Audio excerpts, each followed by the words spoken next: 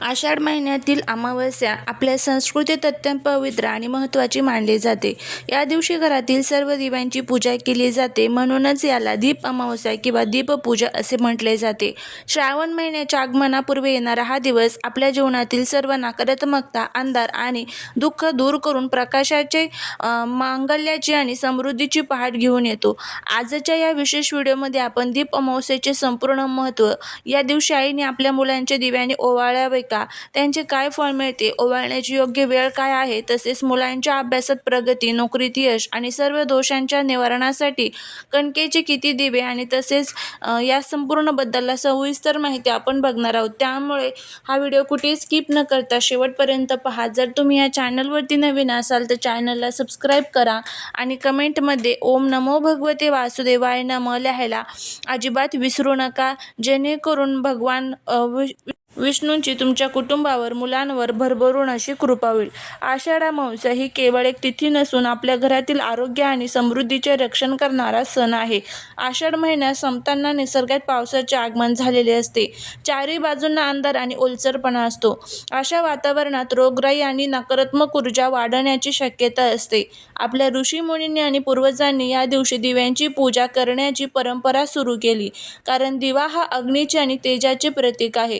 अग्नीमुळे वातावरणातील सूक्ष्म जीवाणू नष्ट होतात आणि घरातील वातावरण शुद्ध होते. या दिवशी घरातील पितळ, तांबे किंवा समई पणत्या स्वच्छ घासून पुसून त्यांची हळदी कुंकू वाहून, फुले वाहून पूजा केली जाते. दिव्यांच्या ज्योतीमध्ये साक्षात ब्रह्मा, विष्णू आणि महेश यांचा वास असतो. त्यामुळे दीपपूजा केल्याने घरात लक्ष्मीचा कायमचा वास असतो आणि घरातील दारिद्र्य दूर पळून जात असते. त्यामुळे यालाच दीप अमावस्या असे देखील म्हटलं जातं. दीप अमावस्या ही प्रदोष काळात म्हणजे संध्याकाळच्या वेळी केली जाते. जर संध्याकाळी तुम्हाला टाईम नसेल तर तुम्ही सकाळी जरी केली तरीही चालेल. या दिवशी आपल्याला संपूर्ण दिव्यांची पूजा करायची असते, कारण त्याच्या दुसऱ्या दिवशी श्रावण महिन्याची सुरुवात होणार असते आणि श्रावणाची सुरुवात आपल्या घरामध्ये सकारात्मकता वाढून आणि नकारात्मकता संपवून आपल्याला करायची असते. घरामध्ये या दिवशी जे काही जाळे जळमाटे असेल ते सर्व आपल्याला काढून घ्यायचे असतात. आपल्या जी फरशी आहे तर ती पुसत असताना त्यामध्ये हळद, मीठ, गोमूत्र टाकून फरशी आपली पुसून घ्यायची असते. घरामध्ये व्यवस्थितपणे आपल्याला सडा, आपल्या बाहेरची जी जागा असते, अंगण असतं, तर तिथे आपल्याला व्यवस्थित सडा टाकायचा असतो. आपला उंबरट्याची जी चौकट असते, दरवाजा असतो, मुख्य दरवाजा, ते व्यवस्थितपणे सर्व पुसून आपल्याला श्रावणाचं स्वागत करायचं असतं. त्यामुळे आषाढ दीप अमावस्येला ही संपूर्ण स्वच्छता करून घ्यायची असते. आपले बल्ब असतात, लाईटीचे स्विच असतात, तर ते सर्व आपल्याला या दिवशी संपूर्णपणे स्वच्छ करून घ्यायचे असतात. दीप अमावस्येच्या दिवशी प्रत्येक आई आपल्या लहान तसेच मोठ्या मुलांचे दिव्याने औक्षण म्हणजेच ओवाळण करते. आईने मुलांसाठी हे ओवाळण का करावं, यामागे एक अद्भुत, गूढ आणि वैज्ञानिक कारण आहे. मुलांच्या सभोवताली असलेली कोणतीही वाईट नजर, नकारात्मक ऊर्जा, दृष्ट किंवा आजारपण दिव्यांच्या तेजाने नष्ट व्हावे, यामागचा मुख्य उद्देश असतो. आईचे प्रेम आणि दिव्यांचे तेज एकत्र आल्यावर एक अद्भुत सुरक्षा कवच तयार होते. जेव्हा आई मुलांच्या डोक्यावरून पायापर्यंत दिवा ओवाळते, तेव्हा मुलांच्या शरीरातील आणि मनावरील ताण, भय, चिडचिड आणि नकारात्मक विचार जळून खाक होतात. मुलांचे आयुष्य दीर्घायुष्य व्हावे, त्यांना उदंड आयुष्य, उत्तम आरोग्य आणि बुद्धिमत्ता लाभावी, यासाठी दीप अमावस्येला मुलांचे औक्षण करण्याची प्रथा आपल्या संस्कृतीत युगांयुगांपासून चालत आली आहे. दीप अमावस्येच्या दिवशी मुलांना ओवाळण्यासाठी सायंकाळची वेळ म्हणजेच प्रदोष काळ किंवा संध्याकाळची वेळ सर्वात उत्तम मानली जाते. सूर्यास्ताच्या वेळी संध्याकाळी 7 ते 8 या वेळेत मुलांचे औक्षण केले जाते. ओवाळण्यासाठी घरातील देवांसमोर दिवा लावून पूजा करून घ्या. मुलांना एका पाटावर किंवा आसनावर पूर्वेकडे किंवा उत्तरेकडे तोंड करून बसवा. मुलांच्या कपाळाला हळदी, कुंकू आणि अक्षता लावाव्यात. एका ताटात कणकेचा किंवा निरांजनीचा दिवा लावून त्यात थोडी तुळशीची पाने किंवा अक्षता ठेवून मुलांना 3 वेळा घड्याळाच्या काट्याच्या दिशेने ओवाळावे. यामध्ये आपल्याला एकूण कणकेचे 5 दिवे जे आहेत ते तयार करून घ्यायचे असतात. आता जर तुम्हाला कणकेचे दिवे शक्य नसेल तयार करणं, तर घरातील आपली पणती घेतली तरी चालेल, पण या दिवशी कणकेच्याच दिव्यांना खूप जास्त प्रमाणामध्ये महत्त्व असतं. त्यामुळे शक्यतो करून कणकेच्या दिव्यांनी आपल्या मुलांची दृष्ट जी आहे तर ती आपल्याला काढून घ्यायची असते. आणि ही जी कणकेची दिवे आहेत ती बनवत असताना त्यामध्ये हळद, दूध, तूप, गूळ टाकून आपल्याला हे संपूर्णपणे कणकेचे दिवे व्यवस्थित बनवून घ्यायचे असतात. दिव्यांची संख्या जर बघाल तर 5, 7 किंवा 11 आपल्याला करायचे असतात. आता त्यानंतर ह्या दिव्यांचं काय करावं, एक दिवा देवासमोर ठेवावा, त्यानंतर एक दिवा तुळशीजवळ ठेवावा, एक दिवा पिण्याच्या पाण्याजवळ ठेवावा, एक दिवा मुख्य दारावर ठेवावा आणि एक दिवा आपल्या देवघरामध्येच ठेवावा. अशा पद्धतीने आपल्याला हे 5 दिवे ठेवायचे असतात. जर मुलांच्या आयुष्यात खूप अडचणी येत असतील, अभ्यासात यश मिळत नसेल किंवा नोकरीत अडथळे असतील तर 11 कणकेचे दिवे बनवणे अत्यंत शुभ मानले जाते.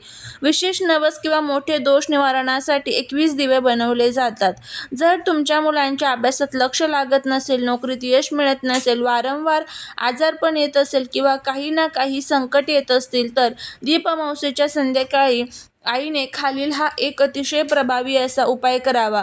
हा उपाय जर तुम्ही केला तर मुलांचे सर्व दोष, विघ्न, संकट, अडचणी संपेल, अभ्यासात प्रगती होईल, नोकरीत यश मिळेल, इच्छापूर्ती होईल. अशा पद्धतीमध्ये आपल्याला हा उपाय करायचा आहे. मुलं खूप कष्ट करतात, मेहनत करतात, पण तरी त्यांना पाहिजे तसं यश मिळत नाही. त्याचबरोबर करिअरमध्ये अडचणी येतात, कामातील रुकावट असते तर ती येते, मुलांना नजर लागलेली असते, त्यामुळे मुलं कुठेतरी हट्टीपणा, चिडचिडपणा करत असतात आणि तो हट्टीपणा, चिडचिड कमी याने होतो. असा हा प्रभावी उपाय आपल्याला या दिवशी करायचा आहे. आता यासाठी तुम्हाला काय करायचं आहे तर बघा, एक प्लेट घ्यायची आहे, त्या प्लेटमध्ये तांदूळ ठेवायचे आहे, एक चौमुखी दिवा तयार करून घ्यायचा आहे. मग तो गव्हाच्या पिठाचा तयार केला तरी चालेल किंवा मग मातीची पंती जी असते तर ती जरी घेतली तरी चालेल. त्यामध्ये 4 वाती टाकायच्या आहेत, पूर्व, पश्चिम, दक्षिण, उत्तर अशा पद्धतीने 4 वाती टाकायच्या. यामध्ये मोहरीचं तेल टाकायचं आहे, एक लवंग टाकायचे आहे आणि एक कापूर टाकायचा आहे. दिवा प्रज्वलित करायचा, दिव्याला हळदी कुंकू अक्षदा वाहून घ्यायच्या आहेत आणि त्यानंतर हा दिवा मुलांपाशी जाऊन मुलांच्या डोक्याकडनं पायाकडे तुम्हाला तो 7 वेळेस उतरवायचा आहे. 7 वेळेस उतरवत असताना माझ्या मुलांच्या जीवनातील जे काही संकट, दुःख, अडचणी आहेत तर ते दूर होऊ देत अशी प्रार्थना करायची आहे. आणि त्यानंतर हा दिवा जे उचलून जो आहे तर तो घराच्या बाहेर ठेवून द्यायचा आहे. कुठेही ठेवू शकता, अगदी घराच्या बाहेर, उंबरठ्याच्या बाहेर ठेवला तरीही चालेल. अशा पद्धतीने आपल्याला हा जो उपाय आहे तर तो करायचा आहे. यामुळे मुलांचे सर्व जे काही दोष आहेत तर ते दूर होतात. मुलांना प्रत्येक कामात यश मिळण्यासाठी मदत होत असते आणि या दिवशी जर आपण हा उपाय केला तर मुलांची नजरसुद्धा निघत असते. यासोबतच अजून एक छोटासा उपाय तुम्ही करू शकता. तर तुम्हाला भात जो असतो तर तो शिजवून घ्यायचा आहे, दही भात तयार करायचा आहे आणि त्यानंतर हा दही भात मुलांवरनं उतरवून तो कावळ्यांना खाण्यासाठी ठेवून द्यायचा आहे. हा जरी उपाय जर तुम्ही केला तरी देखील चालेल. इतका प्रभावी असे दोन्ही उपाय आहे ना, तुम्ही नक्की करून बघा. तुम्हाला याचा खूप चांगला अनुभव जो आहे तर तो नक्की येईल. त्याचबरोबर या दिवशी प्रत्येक आईने आपल्या मुलांना गणपती अथर्वशीर्षमचं जे पठण आहे तर ते त्यांच्याकडनं करून घ्या. जर मुलांना वाचता येत नसेल तर मुलांच्या डोक्यावरती तुम्ही हात ठेवून तुम्ही स्वतः जरी वाचलं तरी देखील चालू शकतं. या सर्व गोष्टी ज्यावेळेस आपण करतो त्यावेळेस त्याचा खूप चांगला फायदा जो आहे तर तो आपल्याला बघायला मिळत असतो. तर नक्की तुम्ही करून बघा, तुम्हाला याचा खूप चांगला फायदा जो आहे तर तो बघायला मिळेल. भेटूया पुढच्या एका छानशा नवीन व्हिडिओत एका नवीन माहितीसोबत. तोपर्यंत सर्वांना श्री स्वामी समर्थ.